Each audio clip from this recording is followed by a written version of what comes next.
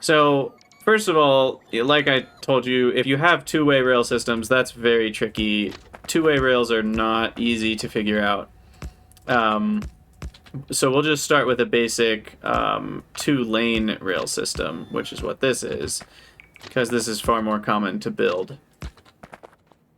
So, yeah, the signals are hard. It took me, it legit took me like 3 years of playing Factorio, 2 or 3 years of playing Factorio before I did anything other than rail signals. But let's start with the basics. So basics number 1 is just rail signals, which we talked about earlier.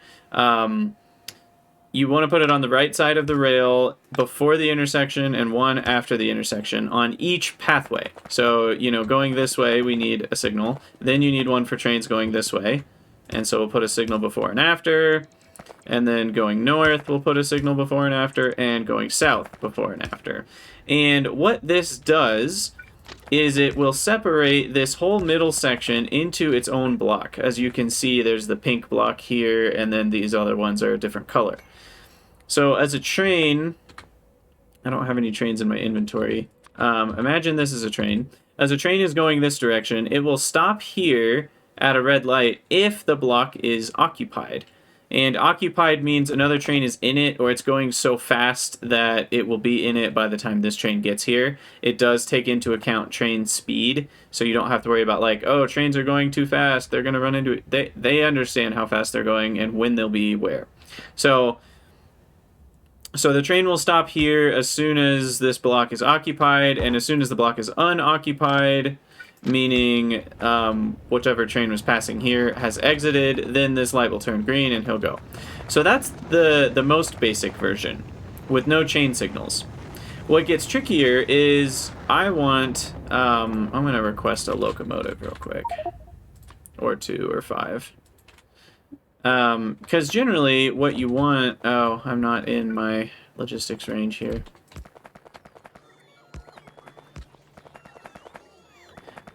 So you want trains to be able to pass each other, right? And so if a train is going north here, I don't want this train to have to stop if there's also a train going south, because there's really no reason for either of them to stop. And so that's where chain signals can come in. And so I'll wait until I get the locomotives here. But yeah, chain signals are the key to how intersections work. Where are they? Here we go. Okay, so imagine there's a train here. And so now we're going to use chain signals. Minecraft time? What does this have to do with Minecraft? So what I'm going to do first is I'm going to put a chain signal here, and then imagine, well, okay, no. First we'll start with avoiding chain signals and what kind of trauma you would get yourself into. So let's say I thought to myself, hey, I want to break these blocks up, so I'm going to put some regular signals kind of in the middle here, so that way it sees, you know, if you look, you can see these northbound blocks, the maroon one, or what is that, pink, magenta, and yellow are separated from this magenta and this yellow. So that means a train could enter going north and a train could enter going south, and they would never stop because the blocks are not occupied. You know, these two blocks are separate. So that would actually work fine. But the problem here is a regular signal only looks one rail ahead. So let's start and see what kind of issues we could get into here. So let's say a train was going this way and it stopped right here. No, let's say it stopped here because this block was occupied. And so if this block was occupied, then we've got a cargo wagon. I should request some of those as well. Yeah, Dukes, that's maybe not a bad idea. I can always highlight it from the stream and upload it that way, even though I'm not recording via my computer. Just kind of upload it as a side tutorial for signals. So once we have the cargo wagons, that'll be a little... I guess I can just do this. So if this section was occupied for whatever reason, then a train, even, you know, imagine that's a cargo wagon, a train could enter this section, go all the way to this red light, and then stop, because it's like, well, I can't go into the next spot. Now here's the problem. This train is wanting to go north, and it's thinking, hey, you know, I got a green light. I can fit into this next block here, right? I can fit into this magenta block, so I'm going to drive forwards, and then I'll stop because I can't fit into this yellow block. And now, you know, if you really want to go for it, you've got another train coming east, and he's like, hey, I see that my yellow block is open, so I'll go forward into that. And now we have ourselves a good old-fashioned deadlock. In this case, the deadlock would clear up once this train moves on, but there are, you know, if you're doing turns and stuff, there are ways that two trains can deadlock each other, and it literally cannot undo itself unless you deconstruct the trains or drive them backwards. So that happens a lot of times, and it's really messy. You know, let's say there was another track coming this way somehow, and it blocked up, and yeah, it can become a huge mess. So this is where chain signals come in. This is the need for chain signals. So let's see what happens if I change the signals in the front here to chain signals. And I'm just going to change the first one rather than all of them. We're gonna take it one step at a time here. So I'm going to change the first signal on the right side of each direction to a chain signal. So I've just changed the outer ones. So now we've got our locomotive. Oh, I'm not getting the cargo wagons probably because I'm not in the region. Or did I just not automate them? No, I did. They're on the way. Okay. So now that this is a chain signal, let's examine the exact same scenario and see how it would be different. So again, we've got our wagon, our train driving this way, and this is occupied over here, so it stops right here. So now check this out. The chain signal's red because this signal doesn't have a free block in front of it. The chain signal sees that and is saying, hey, you're not going to be able to go straight. So now this train is going to wait here. It's going to drive up to this red chain signal and stop, because the chain signal knows the next block is red. You can still see the blocks are separated. So the magenta block is closed from this chain signal entrance. But here's what's crazy. This one isn't. This chain signal knows that the train is going to go east. It can't go up into this block. So even though this one sees the same kind of magenta block that this chain signal does, this train would be able to happily go straight through because its blocks are not affected. And so chain signals are very powerful, and technically this still isn't the perfect system because we still have regular signals in the middle, but it's showing you kind of the essence of what a chain signal does. It keeps the train from entering if the next signal has its area blocked. And the reason that it's so useful is because of turns. When multiple trains are turning into the same one, this is a very simple intersection without any turns. You know, once I add in the turns, it'll get a little bit trickier. So we'll do that in a second, but we're still just sticking with the super basics. So the way you would signal this intersection the best would be to have two chain signals in each direction. And so we'll do that and then talk about it, and then we'll add in some turns. So two chain signals in each direction, chain, chain, chain, chain, chain, chain. These are really far away for some reason. So there you go. That's the basics of how you would signal this intersection perfectly, quote unquote. I think this is the best you can get. You could move them a couple tiles, but you're not going to get better throughput. So now we can see what happens in our previous example. So we'll say this block is full, and now this train, even with its extra cargo wagons on the back, he's going to stop right here because he knows he can't enter this block out here. And now you're leaving the intersection nice and open for everybody else to do what they need to do, right? And so this guy is going to just be able to drive straight on through because he's waiting his turn. And the extra nice thing is even if this guy is waiting his turn here, or it's not really possible, but let's say he was even somehow in the middle of the intersection, this guy can still go straight. You see all these signals are green. because this chain signal is breaking up the blocks here. So this magenta and yellow block are separate, and this yellow and magenta block are separate. So this magenta is open, and this yellow is open for north to south travel, even though this magenta block is not open for east to west travel. So again, the chain signals know what direction the train wants to go, and that's how they work. Now in this case, the chain signals don't even need to know what the trains are doing because the pathways only support one direction. As soon as we start connecting up turns here, then that can change, but once the trains are actually driving, the chain signals know what they're doing. So let's add in some basic turns here. We won't do U-turns or anything, but I will do just a simple left and right hand turn. So if we wanted to turn right, we just do that. I'm going to just copy that into the corners here.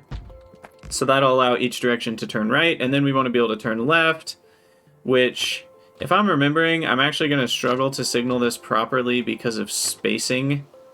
Yeah, I think the spacing in the middle gets pretty ugly here. So, you know, you can get fancy even with left turns and do something like this if you wanted to, and they can all link up that way. So, yeah, I'll just do that. Because really, the point that I want to drive home here is your intersection can look like whatever the heck it wants to look like, and you can still signal it with the same ideas in mind, and it will work. So we'll build that. This is in the way.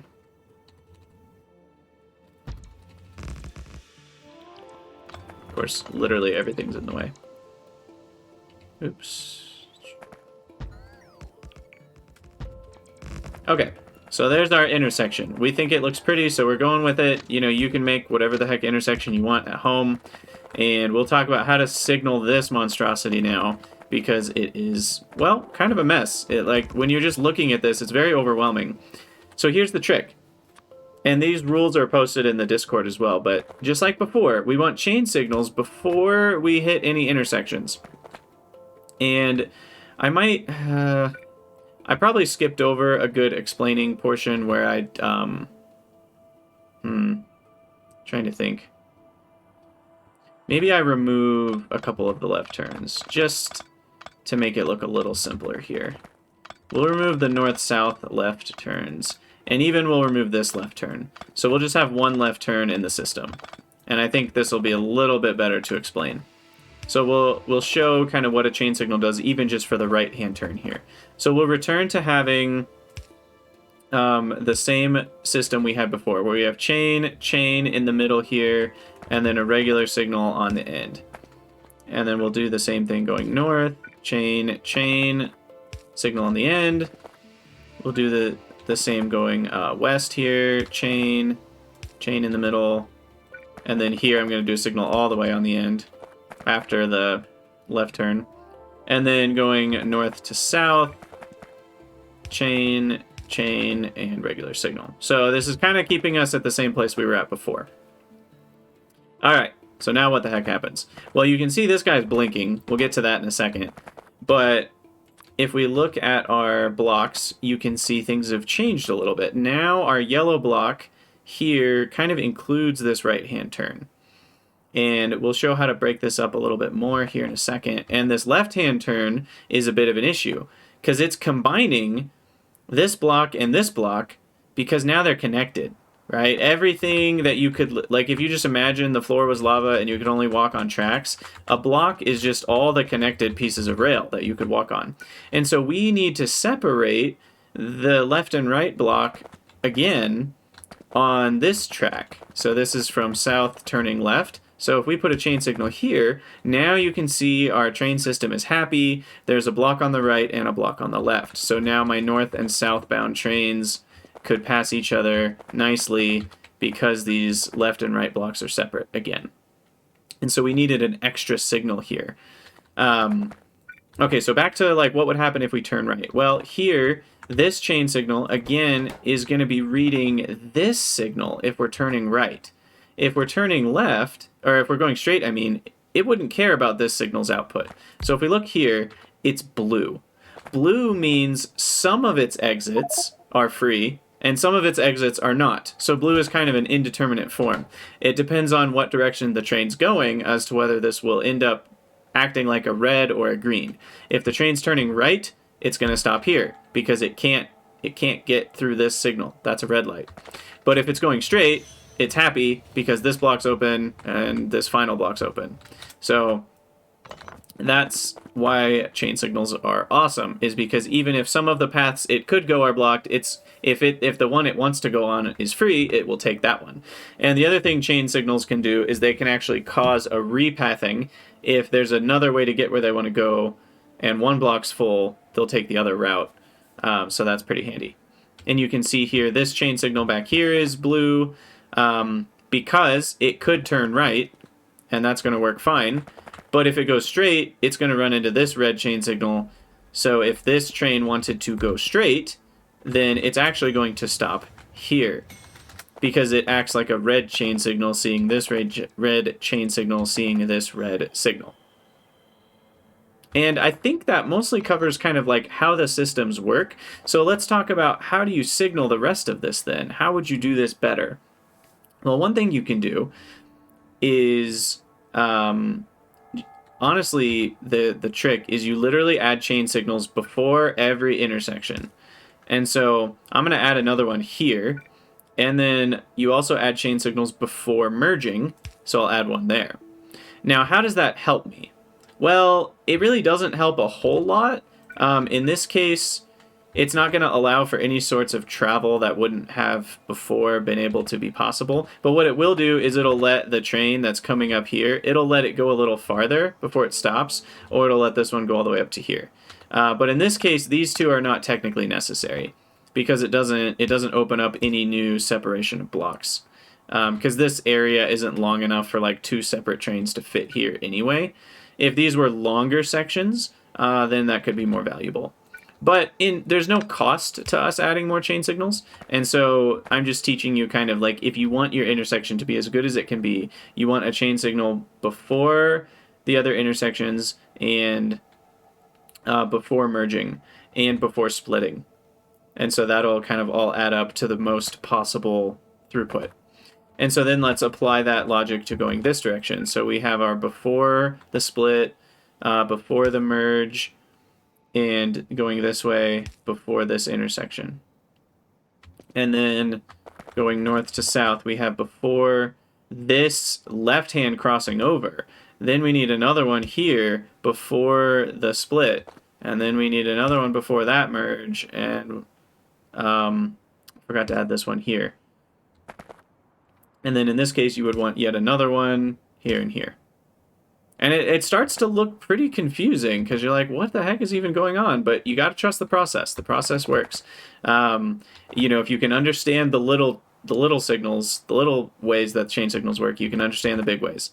And then we add, this guy turning right before the merge here. We add this one before the merge. And I think we've done it. Have I forgotten anything? I don't think so. So then this right here is perfectly signaled. And, let's think about the left-hand turn here and how the heck that works. And can we improve the left hand? Probably not. I don't think we can improve this because it's also close together.